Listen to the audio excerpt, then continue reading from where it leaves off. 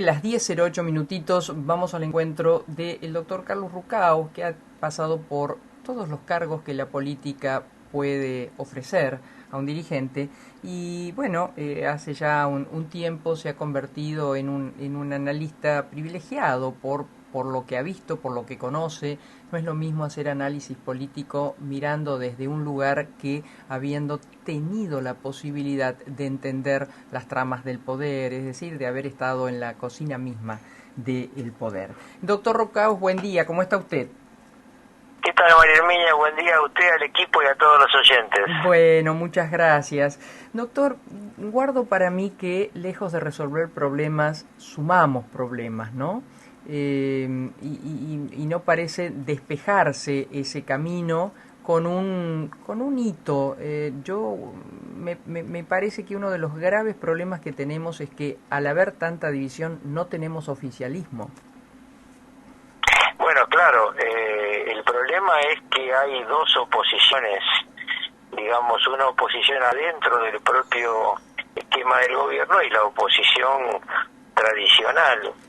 Y esto que usted describe también se va convirtiendo poco a poco en una situación sumamente delicada, en virtud, como yo lo vengo sosteniendo, que el gobierno no comprende que además de todas las cosas que faltan hacer, hay que controlar la calle. Cuando hay estas manifestaciones, cuando hay tanta gente con problemas y tanta tensión, van llegando cuestiones muy delicadas a lo más profundo del tejido social de la Argentina, no solamente los que están bajo la línea de pobreza, sino que los sectores medios empiezan a sufrir impactos muy grandes que se van a acrecentar con el problema que se viene encima del gas, de la electricidad, del gasoil. Entonces, como va a haber mucho conflicto, va a haber seguramente mucha protesta, ya se ve en un tema de gasoil protestas como la que están ocurriendo en Perú, que ya llevan 100 muertos.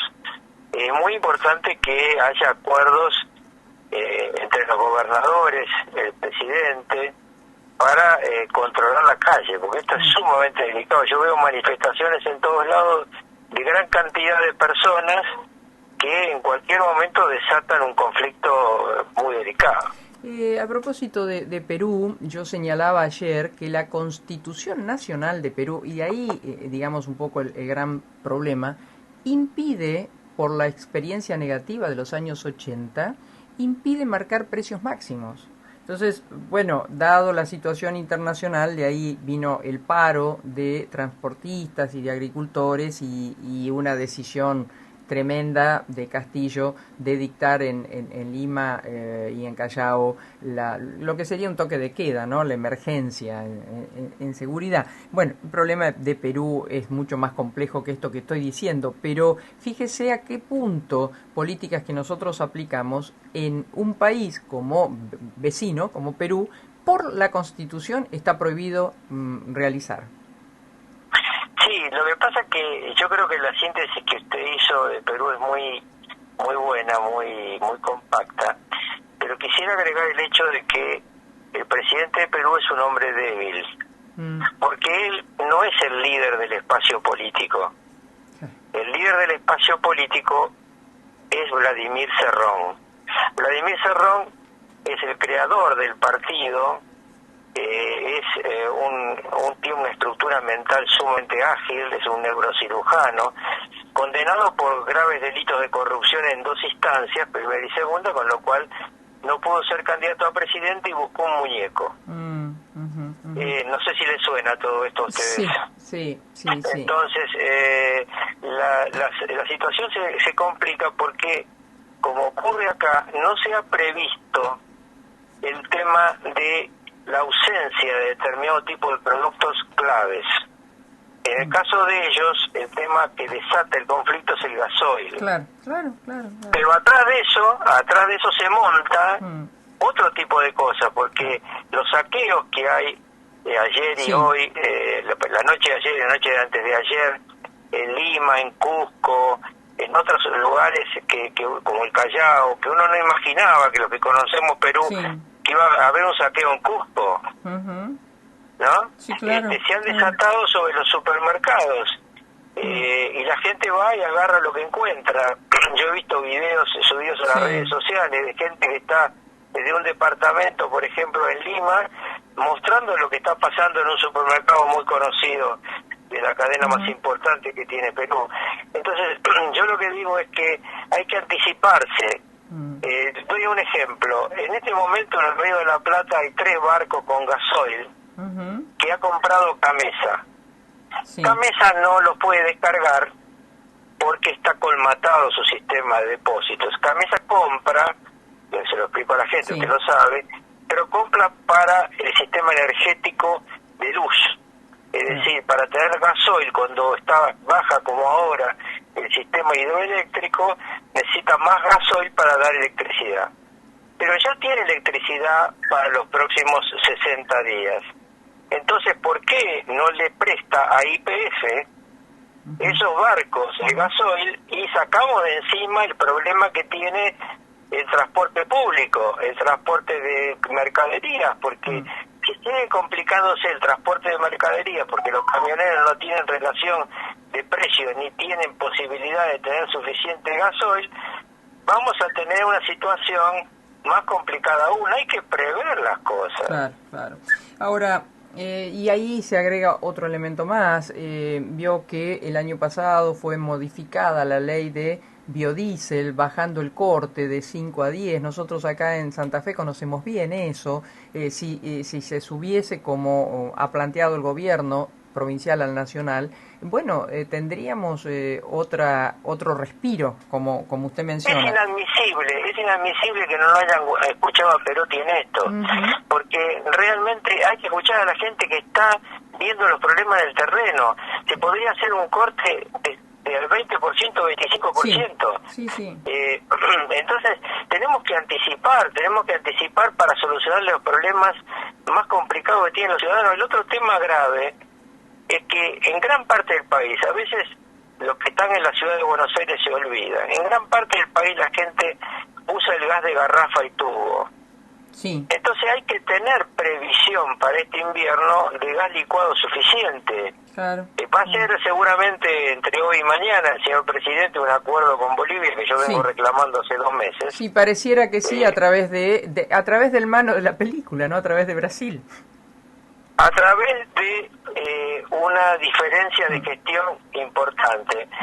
La situación es la siguiente. La adenda de gas con Bolivia, con el hermano Arce y el hermano Evo, venció el 31 de diciembre y Argentina no lo renovó, se durmió. Brasil sí lo renovó a un precio más alto, y ahora Brasil, aparentemente como le subió mucho el agua en sus represas, tiene una situación eléctrica distinta, nos va a permitir a ingresar con el gas de Bolivia pagándole un sobreprecio a Brasil, que esto no se dice, ¿no? Obvio. Entonces yo lo que digo es, ¿por qué no preveemos también en otros temas que tienen que ver con la gente más humilde, los sectores medios del interior del país, y garantizamos que haya garrafa y tubo, porque eso es gas licuado? Claro. Gas nacional comprimido. Así es. Doctor, más allá de esta descripción tan interesante del problema que tenemos interno, me gustaría que usted se refiera a algo que también conoce y mucho, ¿no? Este fin de semana próximo hay elecciones en Francia.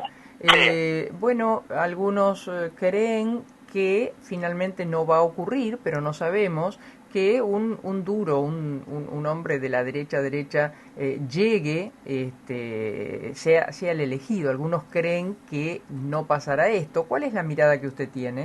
No, yo no tengo duda de que no pasa. Yo creo que la primera vuelta va a quedar seguramente entre Macron, el actual presidente, y Marine Le Pen. ¿Por qué? Porque Marine Le Pen es la derecha tradicional, la ultraderecha, si le quiere llamar, porque su papá era muy de derecha, pero ella ha reconvertido su relación con los sindicatos. Hoy se está llevando Marine Le Pen en todas las encuestas gran parte del voto socialista, un partido que ha desaparecido, uno de los grandes partidos de Francia que tiene una intención de voto, pese a que tiene a Hidalgo, que es muy buena candidata, tiene una intención de voto del 5%. Entonces yo creo que esta segunda vuelta va a ser entre Macron y Marine Le Pen, y la semana que viene, si quiere, lo hablamos, porque después de esto viene ya el 24 la segunda vuelta, porque obviamente nadie va a sacar en la primera vuelta para ganar. Pero ojo, mire qué interesante.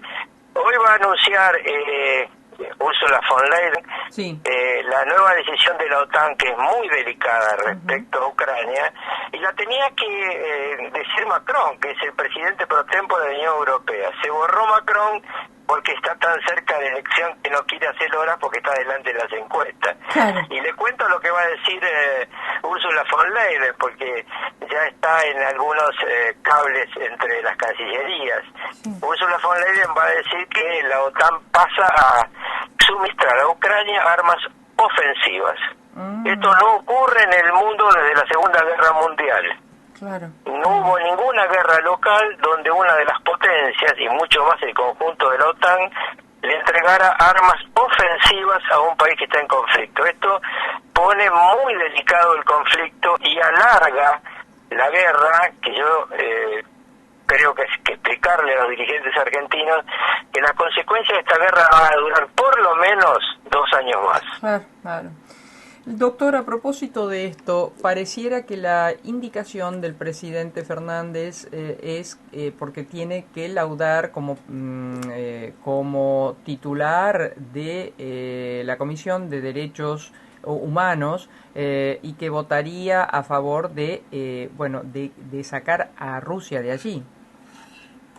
Sí, esa es la información que existe, me parece correcto. Obviamente Rusia está violando los derechos humanos del pueblo ucraniano de una forma que hace mucho tiempo que no se ve.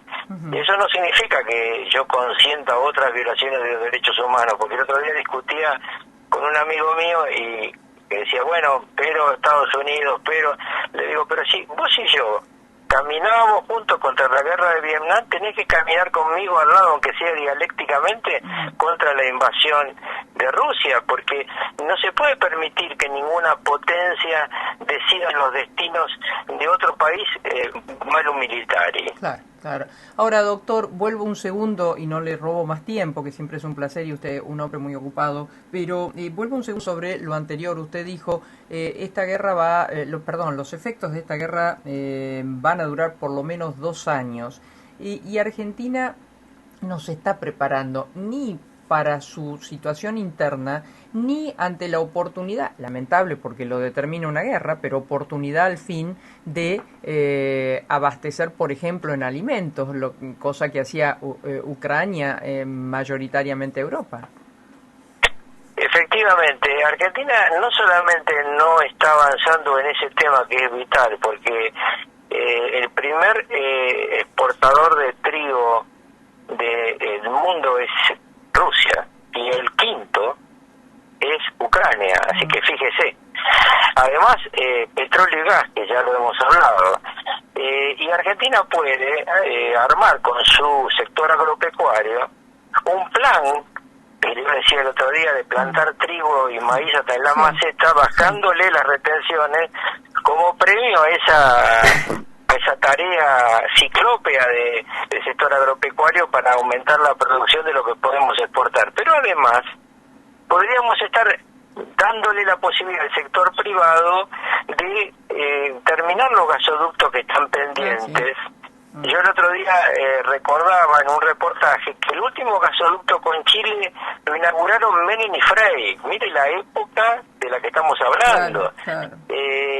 Plantas de producción de gas licuado. Argentina podría tener en 2 años plantas de licuación de gas que nos darían la posibilidad de exportar algo que va a seguir estando muy caro, no solamente por la guerra, sino porque el gas va a ser quien va a suplantar el carbón en los próximos años. En consecuencia, fíjese, está discutiéndose en este momento, ayer en el Bundestag alemán, cómo se va a reconvertir las centrales nucleares a centrales de gas. Entonces, Argentina tiene que ver qué necesita impulsar desde el sector privado, porque que no me vengan con la historia que lo puede hacer el Estado, porque primero lo hace mal y segundo los costos son monstruosos. Una central de licuación de gas cuesta $7.000 millones. Claro. Entonces hay que impulsar al sector privado, por favor. Doctor, como siempre, un placer. Muchas gracias, ¿eh? Un abrazo grande. Hasta siempre, un abrazo a todos. El doctor Carlos Rucauf. Sindicato del Personal de Obras Sanitarias Rosario.